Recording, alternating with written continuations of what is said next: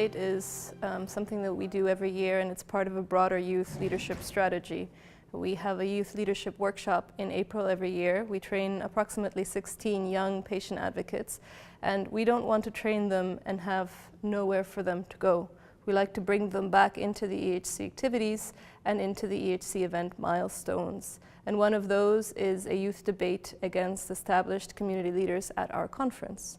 And so 3 of our youth participants of the last youth leadership workshop were selected to debate here, and they were consulted on the topics that matter to them as well. And so what we saw today was our young future leaders debating on topics that matter to them against established leaders that are forced to take the opposite and more difficult position. We choose controversial subjects, and we expect the speakers to take polarized opinions. So this is not somewhere where we want to say, well, yes, we'll compromise on a particular topic.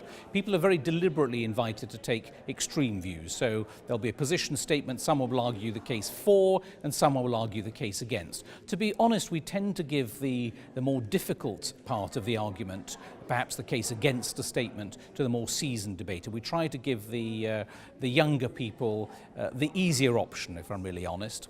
So my role in this session was to debate for haemophilia as a special case in a discussion with the pair, why the pair should consider haemophilia as a special case. This experience for me has been a little bit more challenging than I have previously expected. So I thought of, yes, maybe these are arguments that I've already heard or I've already practiced, so it should be easy. However, knowing that I'm in front of such a large audience that knows the subject on one hand, and also having opponents that are very, very experienced, made it very, very challenging to make a good argument. So the choice of topics, I think, are deliberately a little bit provocative. They're chosen by the youth leaders that are then debating, and so as one of the more senior debaters, we're then given the alternate view to argue. But I think that's, the chair, Brian Amani, very clear that he didn't want a fudged middle ground, that we've got to be arguing each side very clearly.